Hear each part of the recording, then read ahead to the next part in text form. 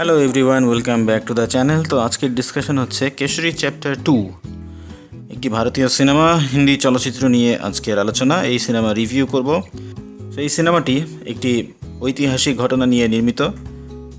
1919 সালের জালিয়ানওয়ালাবাগ হত্যাকাণ্ড নিয়ে নির্মিত চলচ্চিত্র, যা ভারতের স্বাধীনতা সংগ্রামের এক অন্ধকার অধ্যায়কে তুলে ধরে। যদিও ছবির নাম 2019 সালের কেশরীর সঙ্গে মিল আছে, কিন্তু এই নতুন কিস্তির কাহিনী সম্পূর্ণ আলাদা।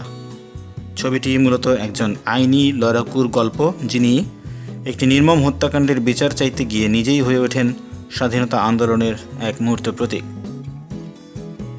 জালিয়ানওয়ালাবাগ হত্যাকাণ্ড 1919 সালের 13 April British officer general Reginald Dyer নিরস্ত্র ভারতীয়দের উপর গুলি চালানোর নির্দেশ দেন, যারা অমৃতসরে রাওলাট আইনের প্রতিবাদে একত্রিত হয়েছিলেন।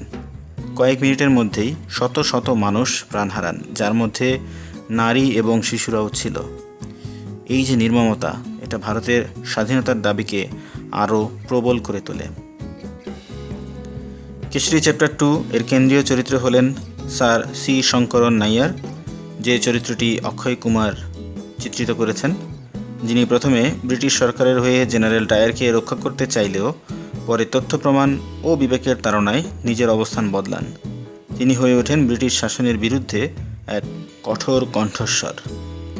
এই আইনি লড়াইয়ে নাইয়ারের প্রতিপক্ষ হিসেবে হাজির হন নেভিল ম্যাককিনি, যে চরিত্রে অভিনয় করেছেন আর মাধবন, যিনি অর্ধেক ভারতীয় এবং অর্ধেক ব্রিটিশ।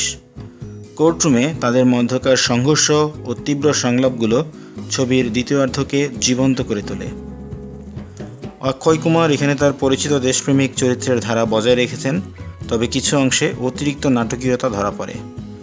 রেজিনা ক্যাসেন্দ্রা নাইয়ারের স্ত্রীর ভূমিকায় আবেগপ্রবণ অভিনয় করেন, যদিও স্ক্রিন টাইম খুবই সীমিত। অন্যদিকে অনন্যা পাণ্ডে স্থানীয় আইনজীবী দিলরিত গিল চরিত্রে অতিরিক্ত আধুনিক বডি ল্যাঙ্গুয়েজ ও সংলাপ উচ্চারণে ঐতিহাসিক আবহে একটু খাপছাড়া লাগেন। ব্রিটিশ চরিত্রগুলো যথেষ্ট রূঢ় ও ঔপনিবেশিক মানসিকতা বহন করে, বিশেষ করে সাইমন পেইসলি চরিত্রে কড়া ঘৃণা এবং বিদ্বেষ প্রকাশে যথেষ্ট সফলতার পরিচয় দিয়েছেন। এই সিনেমা মূলত ন্যায় বিচার, প্রতিরোধ এবং জাতীয় পরিচয়ের প্রশ্ন নিয়ে কাজ করে। আইনের পথ ধরে ব্রিটিশ সাম্রাজ্যের অন্যায়ের বিরুদ্ধে রুখে দাঁড়ানোর যে বার্তা সিনেমাটি দেয়, তা সময়োপযোগী এবং অনুপ্রেরণাদায়ক। পরিচালক সিনেমাটিকে একটি সোজাসাপটা কাঠামোর মধ্যে রেখেছেন, যেখানে কোর্টরুম দৃশ্য, সংলাপ ভিত্তিক মুখোমুখি যুদ্ধ এবং কিছু দেশপ্রেমে ভরপুর বক্তব্য জায়গা করে নিয়েছে। তবে মাঝে মাঝে অতিরিক্ত নাটকীয়তা মূল বার্তার গভীরতাকে নষ্ট করে দেয়।